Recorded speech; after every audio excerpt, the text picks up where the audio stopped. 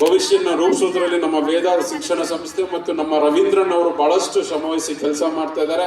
ಆ ಸಂಸ್ಥೆಯಿಂದ ಇನ್ನೂ ಹೆಚ್ಚಿನ ಮಕ್ಕಳು ವಿದ್ಯಾಭ್ಯಾಸನ ಪಡೆದು ಅವ್ರ ಜೀವನದಲ್ಲಿ ಉನ್ನತ ಮಟ್ಟಕ್ಕೆ ಬರಲಿ ಮತ್ತು ಈ ಭಾಗದ ಎಲ್ಲ ವಿದ್ಯಾರ್ಥಿಗಳಿಗೂ ಒಂದು ಶಿಕ್ಷಣದ ಒಂದು ಕ್ರಾಂತಿಯನ್ನೇ ಸಹ ಇಲ್ಲಿ ರವೀಂದ್ರನ್ ಅವರು ಮಾಡ್ತಾ ಇದ್ದಾರೆ. ಹಾಗಾಗಿ ಅವ್ರಿಗೆ ಅಭಿನಂದನೆ ಸಲ್ಲಿಸಿ ಈ ಒಂದು ದಿವ್ಯ ವೇದಿಕೆಗೆ ನಮ್ಮನ್ನು ಕರೆದು ಒಂದು ವೇದಿಕೆ ಕೊಟ್ಟಿದ್ದಕ್ಕೆ ಅವ್ರಿಗೂ ಸಹ ವಂದನೆಗಳನ್ನು ಸಲ್ಲಿಸ್ತಾ ನನ್ನ 2 ಮಾತನ್ನು ಮುಗಿಸ್ತೇನೆ.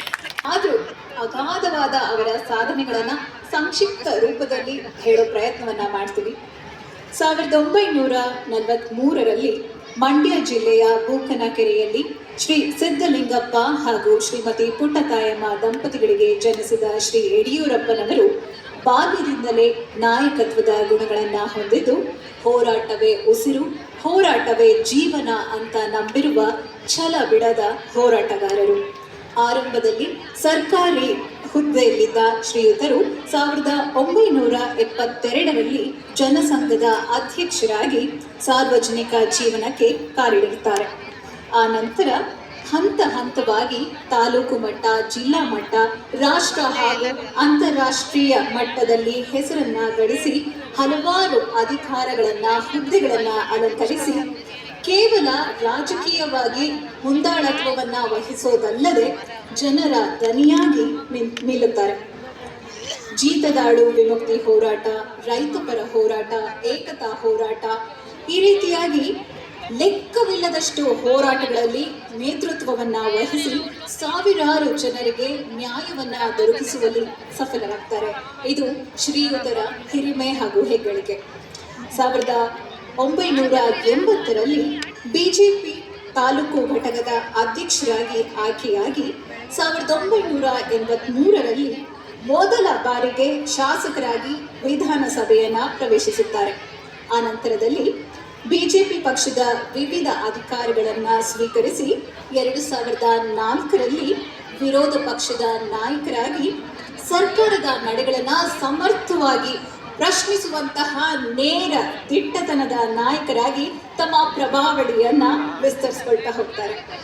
ಆ ನಂತರದ ದಿನಗಳಲ್ಲಿ ಉಪಮುಖ್ಯಮಂತ್ರಿಗಳಾಗಿ ಹಣಕಾಸು ಖಾತೆ ಹಾಗೂ ಅಬಕಾರಿ ಖಾತೆ ನಿರ್ವಹಣೆ ಮಾಡಿದ್ದ ಶ್ರೀಯುತರು 2007ರಲ್ಲಿ ಪ್ರಪ್ರಥಮ ಬಾರಿಗೆ ರಾಜ್ಯದ ಮುಖ್ಯಮಂತ್ರಿಗಳಾಗಿ ಪ್ರಮಾಣ ವಚನವನ್ನ ಸ್ವೀಕರಿಸುತ್ತಾರೆ. 4 ಬಾರಿ ಮುಖ್ಯಮಂತ್ರಿಗಳಾಗಿ ಸಮರ್ಥ ಆಡಳಿತವನ್ನ ನಡೆಸಿ ಯಶಸ್ವಿ ಯೋಜನೆಗಳನ್ನು ಜಾರಿಗೊಳಿಸಿದ ಕೀರ್ತಿ ಇವರಿಗೆ ಸಲ್ಲುತ್ತದೆ. ರಾಜಕೀಯ, ಸಾಮಾಜಿಕ, ಶೈಕ್ಷಣಿಕ ಕ್ಷೇತ್ರದಲ್ಲಿ ರಾಜ್ಯದಲ್ಲಿ ಹಲವಾರು ಬದಲಾವಣೆಗಳನ್ನು ತರುವಲ್ಲಿ ಶ್ರೀಯುತರ ಪಾತ್ರ ಮಹತ್ವದ್ದು. ಹಾಗೆ ಪಕ್ಷ ನಿಷ್ಠೆಯಿಂದ ಬಿಜೆಪಿ ಪಕ್ಷದ ವರ್ಚಸ್ಸನ್ನ ಉತ್ತುಂಗಕ್ಕೆ ಕೊಂಡೊಯ್ಯುವಲ್ಲಿ ಕೂಡ ಇವರ ಪಾತ್ರ ಪ್ರಮುಖವಾದದ್ದು ಅಂತ ಹೇಳೋದಕ್ಕೆ ತುಂಬಾ ಹೆಮ್ಮೆಯಾಗುತ್ತೆ. ಅಷ್ಟೇ ಅಲ್ಲ, ಇವತ್ತು ಶಿಕಾರಿಪುರ ಅಂದಾಕ್ಷಣ ಕೇಳಿ ಬರುವ ಹೆಸರೇ ಶ್ರೀ BS ಯಡಿಯೂರಪ್ಪ ಅನ್ನೋದು. ಅದಕ್ಕೆ ಶಿವಮೊಗ್ಗ ಜಿಲ್ಲೆಯ ಅಭಿವೃದ್ಧಿಯೇ ನಮ್ಮೆಲ್ಲರ ಮುಂದಿರುವಂತಹ ಸಾಕ್ಷಿ, ಕನ್ನಡಿಯಾಗಿದೆ ಅಂತಾನೆ ಹೇಳ್ಬಹುದು. ಹೀಗಾಗಿ BSY ಅನ್ನೋದು ಕೇವಲ ಹೆಸರಲ್ಲ, ಅದೊಂದು ಬ್ರ್ಯಾಂಡ್ ಅಂತಾನೆ ಹೇಳ್ಬೋದು.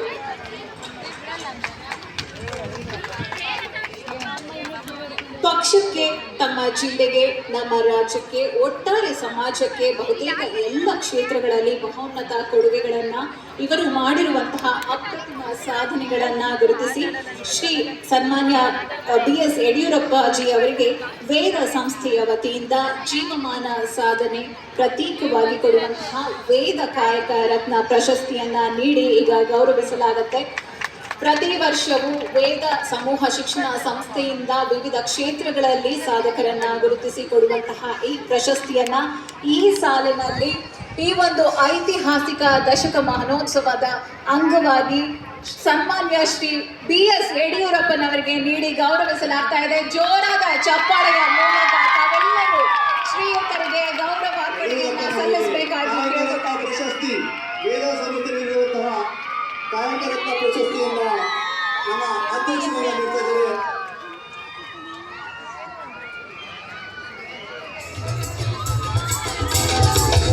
ವಿದ್ಯಾರ್ಥಿಗಳೆಲ್ಲ ಜೋರಾದ ಚಪ್ಪಾಳೆ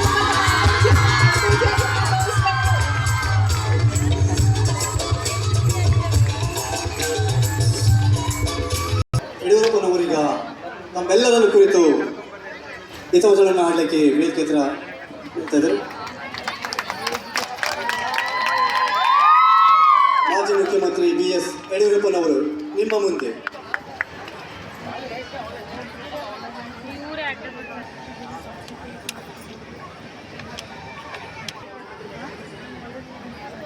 ನಾವ್ಯಾರು ಕಲ್ಪನೆ ಮಾಡ್ಕೊಳ್ಳೋಕೆ ಆಗದೇ ಇರೋ ಮಟ್ಟಕ್ಕೆ ಒಂದು ಸಾಧನೆಯನ್ನು ಮಾಡಿ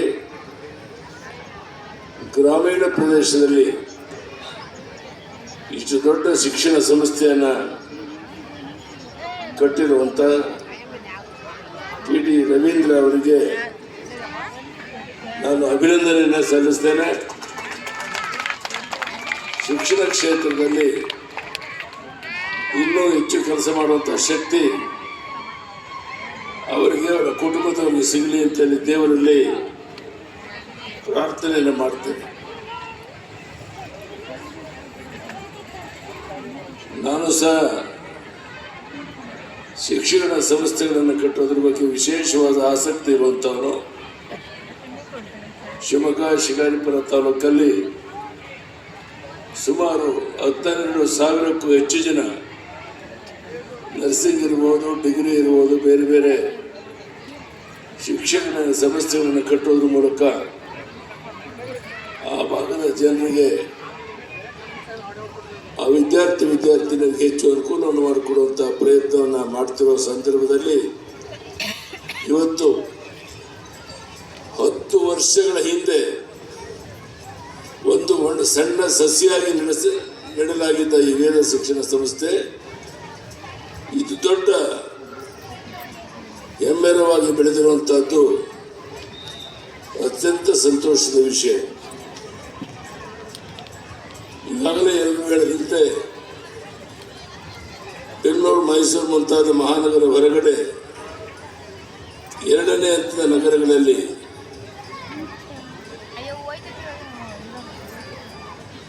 ಸಾಣೇಕೆರೆ ಅಂತ ಪ್ರದೇಶದಲ್ಲಿ ಗುಣಮಟ್ಟದ ಶಿಕ್ಷಣ ನೀಡುವಂಥದ್ದು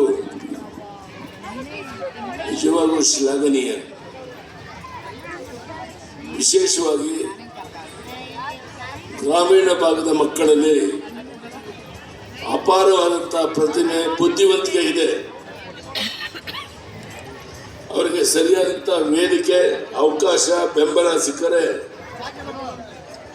ಅವರು ಜಾಗತಿಕವಾಗಿ ಕೂಡ ಸಾಧನೆ ಮಾಡಬಲ್ಲರು. ವೇದ ಸಂಸ್ಥೆ ಆ ವೇದಿಕೆಯನ್ನು ಒದಗಿಸುವಂಥ ಕೆಲಸ ಮಾಡ್ತಾ ಇದೆ. ಯಾವುದೇ ಒಂದು ಸಂಸ್ಥೆಗೆ ಮೊದಲ 10 ವರ್ಷಗಳು ಅಡಿಪಾಯವಿದ್ದಂತೆ ಈ 10 ವರ್ಷಗಳಲ್ಲಿ ಸಂಸ್ಥೆಗೆ ಗಟ್ಟಿ ಅಡಿಪಾಯವನ್ನು ಕಟ್ಟಿರುವ TD ರವೀಂದ್ರ ಮತ್ತು ಅವರ ತಂಡಕ್ಕೆ ನನ್ನ ಹೃದಯಪೂರ್ವಕವಾದಂಥ ಅಭಿನಂದನೆಗಳನ್ನು ಸಲ್ಲಿಸ್ತೇನೆ. ಭೂಮಿಯಲ್ಲಿ ಬೀಜ ಬಿತ್ತುವುದು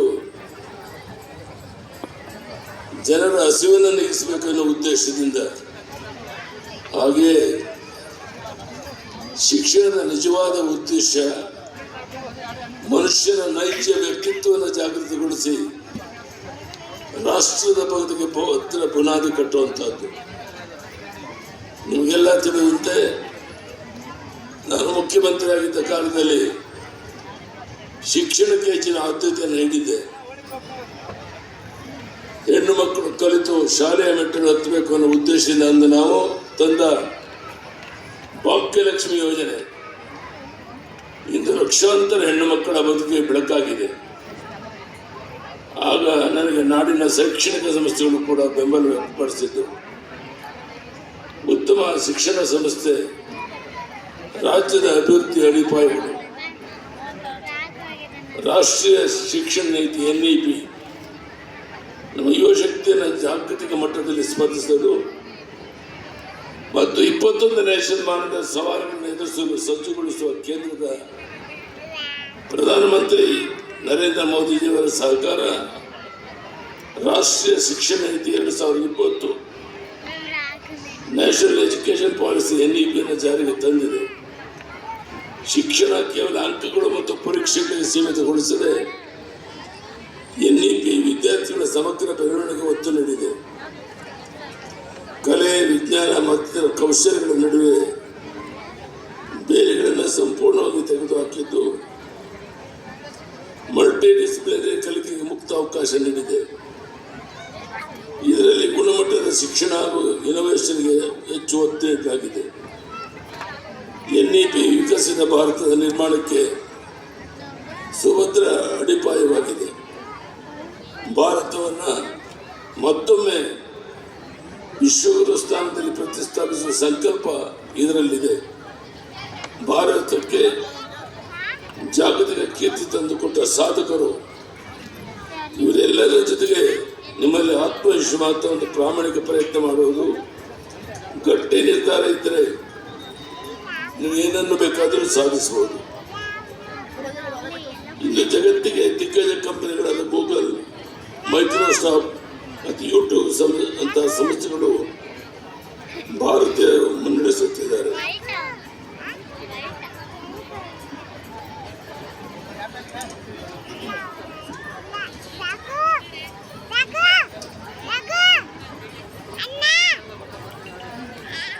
ಸುಂದರ್ ಪಿಚ್ಚೆ ಮತ್ತು ಸತ್ಯನಾರಾಯಣ ಅವರಂತಹ ನಾಯಕರು ವಿದೇಶಕ್ಕೆ ಹೋಗುವ ಮುನ್ನ ನಮ್ಮ ದೇಶದ ಸಾಮಾನ್ಯ ಶಾಲೆ ಕಾಲೇಜು ಓದಿದವರು. ಇದು ನಮ್ಮ ಭಾರತೀಯರ ಪ್ರತಿಭೆ ಮತ್ತು ಶಕ್ತಿಗೆ ಸಾಕ್ಷಿ. ಇವತ್ತಿಡೀ ವಿಶ್ವದಲ್ಲಿ ಭಾರತೀಯ ವಿದ್ಯಾರ್ಥಿಗಳು ಉದ್ಯೋಗಗಳಾಗಿ ಮಾತ್ರ ಉಳಿದಿಲ್ಲ, ಅವರು ಜಾಗತಿಕ ಸಮಸ್ಯೆಗಳ ಪರಿಹಾರ ನೀಡುವ ವಿಜ್ಞಾನಿಗಳಾಗಿದ್ದಾರೆ. ತಾವೇ ಸಾವಿರಾರು ಜನರಿಗೆ ಉದ್ಯೋಗ ನೀಡುವ ಉದ್ಯಮಿಗಳಾಗಿದ್ದಾರೆ. ಚಂದ್ರನ ಮೇಲೆ ಉಪಗ್ರಹ ಕಳಿಸಿದ ಇಸ್ರೋ ವಿಜ್ಞಾನಿಗಳು ಕಲಿತದ್ದು ನಮ್ಮ ನೆಲದ ಶಿಕ್ಷಣವನ್ನೇ. ನಮ್ಮ ಮಣ್ಣಿನ ಸಂಸ್ಕಾರ, ಶಿಕ್ಷಣ ಬೆರೆತರೆ ಭಾರತದ ಯುವಶಕ್ತಿ ಇಡೀ ಜಗತ್ತನ್ನೇ ಆಡಬಲ್ಲದು ಎನ್ನುವುದಕ್ಕೆ ಅನೇಕ ಉದಾಹರಣೆ ನಿಮ್ಮ ಕಣ್ಮುಂದೆ ಇದೆ.